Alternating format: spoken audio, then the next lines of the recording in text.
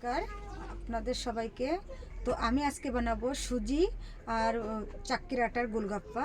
তো আপনারা সাথে থাকুন, দেখতে থাকুন। তো আমি এখানে কাপ নিয়েছি, এই কাপটা মেপে নিচ্ছি। আমি আধা কিলো নিয়ে এসেছি।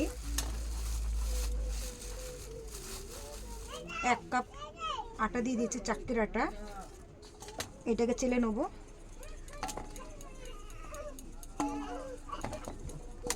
তো দেখুন, আর 1 কাপ দিয়ে দিয়েছি আটা, আবার একটু চেলে নেবো।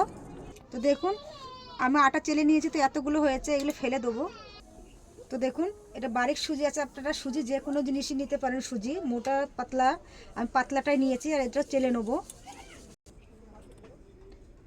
দেখুন, আটা সুজিটা একই মাপে নিলাম, আমি 1 কাপ আবার নিয়েছি। তো দেখুন, আমি এখানে 1 চামচ লবণ দিচ্ছি, সাদা লবণ। তো দেখুন, আমি 1 কাপ জল নিয়েছি। এটা আস্তে আস্তে ঢালবো। একটু গুনগুনা জল আছে, গরম জল, না হাতে যেটুকু সহ্য হয় সেটুকুই আছে। আপনারা এর মধ্যে আমি খাস সোডা টোডা কিছু ইস্তেমাল করব না। দেখুন, আপনারা মাপ মতন জলটা দেবেন, আর একে আস্তে আস্তে এরম করতে থাকবেন। তো দেখুন, আটাটা কিরম নরম হয়েছে, আপনারা দেখতেই পাচ্ছেন। তো আপনারা এরকম করবেন, আর মুচমুচা হবে একদম দোকানের মতো। আটা মাখানো হয়ে গেছে, এটা দেখতেই পাচ্ছেন। তো আমি একটা প্লাস্টিক নিয়েছি, প্লাস্টিকের মধ্যে আমি আধা ঘন্টার জন্য একে ঢেকে রেখে দেবো, এরকম করে বেঁধে ভালো করে, যাতে হাওয়া বাতাস না ঢোকে আর আটাটা সফট হয়ে যায়। 10 মিনিট হয়ে গেছে, আমি এটা বের করে নিচ্ছি, এখন বেলে নেবো। আর আপনারা দেখুন কিরম সফট হয়েছে, খুব সুন্দর হয়েছে। এটা আমার কাজ, আমি এটাকে পরিষ্কার করে নিয়েছি, কেননা এত বড় জায়গাটা লাগবে অবশ্য ফুচকা বানানোর জন্য। তো আমি এটার মধ্যেই করে দেখাচ্ছি আপনাদের। এটা বেলে দেখাচ্ছি এখন আপনাদের, আর এটা আমি পরে করব। তো এটা আমি ঢেকে রাখছি ভেজা কাপড় দিয়ে। আমি একটু আটা ছিটিয়ে নিচ্ছি আগেই, চলুন দেখতে থাকুন।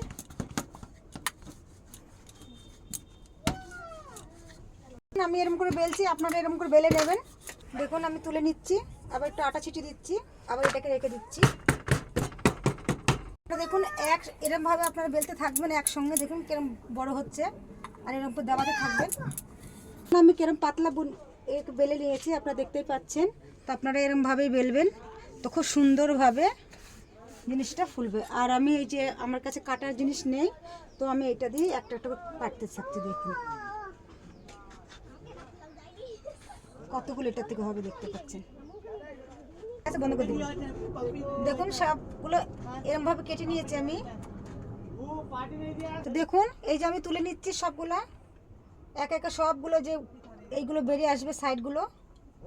আমার কাছে তো বড় ফাটটা নেই, তো আমি এই থালটার মধ্যে নিয়ে নিচ্ছি, আর আমি এরকম করে রেখে দিচ্ছি। আর একে একে সবগুলোকে সাজিয়ে রাখবো, 10 মিনিটের জন্য ঢেকে রাখবো।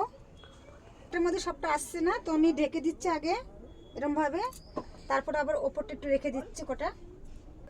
ওই পাশটা ঢেকে দিয়েছি, তো এই পাশটা আমি এরমভাবে ঢেকে দিচ্ছি। তো আমার এটার মধ্যে হয়ে গেল, এটা 10 মিনিটের জন্য রেখে দিচ্ছি ঢেকে। আমি কড়াইটার মধ্যে